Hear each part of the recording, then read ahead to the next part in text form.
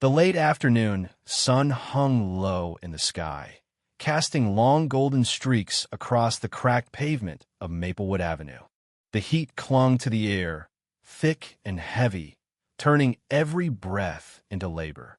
Eleanor Hughes stepped carefully onto her front porch, gripping the chipped wooden railing as she descended the steps, her knees groaning with the dull, persistent ache of arthritis. It was a pain she had come to accept as part of her days now. The doctors had told her there was nothing to be done, only to manage it. She adjusted the wide-brimmed straw hat shielding her from the sun and paused, glancing up at the towering high-rises that loomed in the distance where modest homes had once stood. The neighborhood wasn't what it used to be. The family she had known for decades were long gone, replaced by younger, wealthier newcomers who walked these streets with easy entitlement. They barely noticed Eleanor as she made her way down the sidewalk. She had become invisible. But Eleanor had lived in this neighborhood for nearly 50 years. She had raised a son here, buried a husband here. She had taught in the local elementary school and attended Sunday service at St. Luke's down the block. And yet, on days like today, it felt like none of it mattered. The world had moved on without her. Today, however, was simple, an errand. Milk and bread from Cooper's Market. She reached into the pocket of her light cotton dress and checked the neatly folded $10 bill. That was all she needed. Her son, Nathaniel Hughes, always came to mind on days like this. Nathaniel wasn't the little boy who used to burst through the door after school anymore, eager to tell her about his day. He wasn't the teenage debater who'd spent hours at their kitchen table preparing arguments with fierce determination. He was a man now, a powerful man, the United States Attorney General, the highest-ranking law enforcement officer in the country, the defender of justice. And yet, even as she thought of his success, Eleanor sometimes wondered if he remembered what it felt like to be powerless.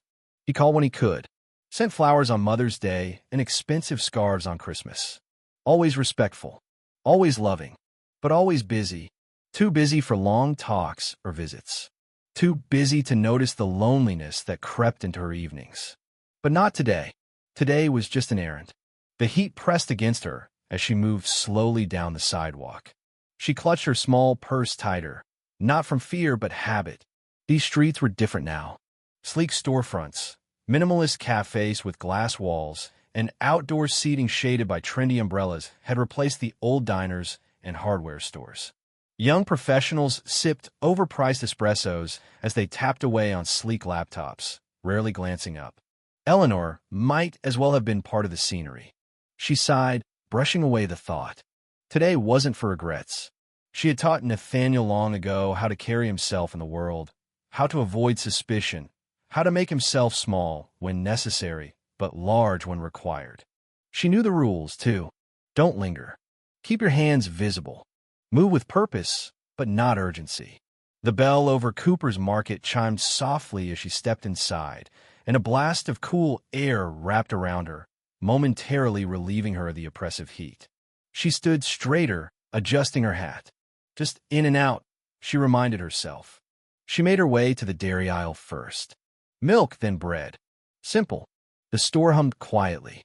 The muted whir of refrigeration units, the distant beep of the register, and the soft murmur of conversation created a peaceful rhythm. Eleanor's fingers trailed along the cold glass door of the dairy case before she reached for a half-gallon of milk, enjoying the refreshing chill against her skin. Then she noticed movement from the corner of her eye. A young man, maybe early 20s, hood up, head down, moving fast. Eleanor instinctively watched him. His hands darted across shelves, pocketing snack bars with practiced ease. He pivoted sharply toward the exit. Beep, beep. The alarm blared, slicing through the quiet store like a siren. Eleanor turned just as the young man shoved his way out the door, disappearing into the street. The store was silent for half a heartbeat. Then you. Stop right there. The voice was sharp, commanding. Eleanor flinched, turning toward it. A man in a navy polo strode toward her, his badge gleaming on his belt. An off-duty officer, it seemed. His eyes locked onto hers with cold precision. You, he repeated, voice low but unyielding. Hand where I can see them. Eleanor's heart thudded in her chest. I don't understand, she managed. He closed the distance between them in 3 quick strides. Before she could react, his hand clamped around her wrist. Don't play dumb. Empty your pockets. I haven't even paid yet, she said, confused and frightened, holding up her shopping basket. The alarm went off. You were right here. Panic surged through her. She turned toward the counter. Thomas, she called. Thomas Carter, the owner of Cooper's, stood behind the register. Tell him you saw. I didn't take anything. Thomas met her gaze for a split second, hesitation flickering across his face. And then he looked away. I didn't see, he said quietly. Eleanor's stomach dropped. Please, she whispered. But the officer was already twisting her around. Cold steel snapped shut around her wrists. The handcuffs bit into her skin as she gasped. The store tilted. She nearly buckled under the weight of it. The humiliation, the betrayal, the disbelief. The ride to the station was silent. The city lights blurred past the window as Eleanor stared, unseeing. She felt smaller with each passing block. The fluorescent lights of the police station glared harshly as they led her inside. Officers barely glanced at her.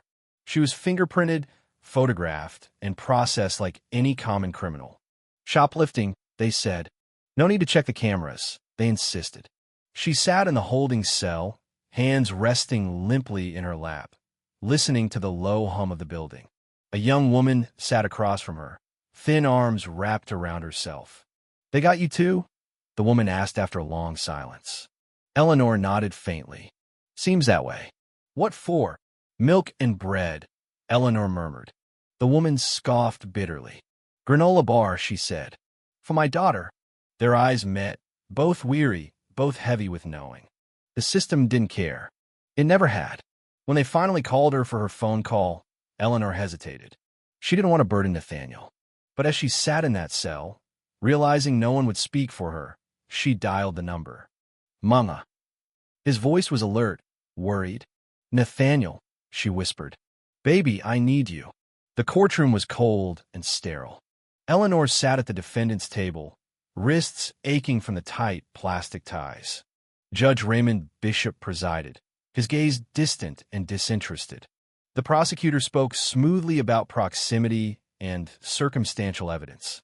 Her defense attorney barely raised an objection, until the courtroom doors swung open.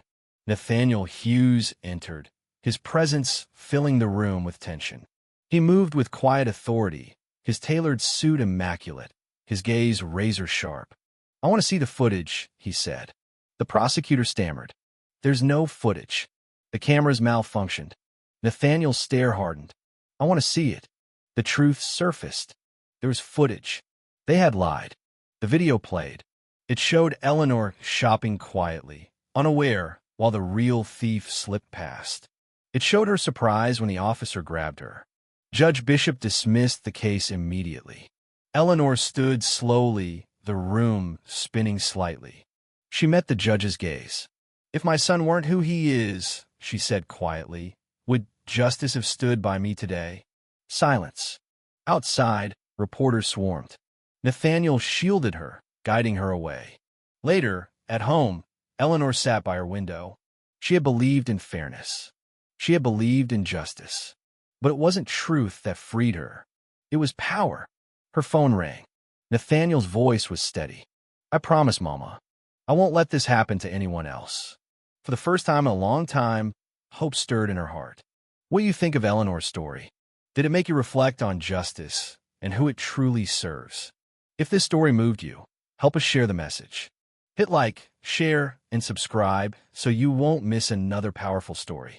Your support keeps these stories alive and the conversation going. Thank you for being part of this journey. See you in the next one.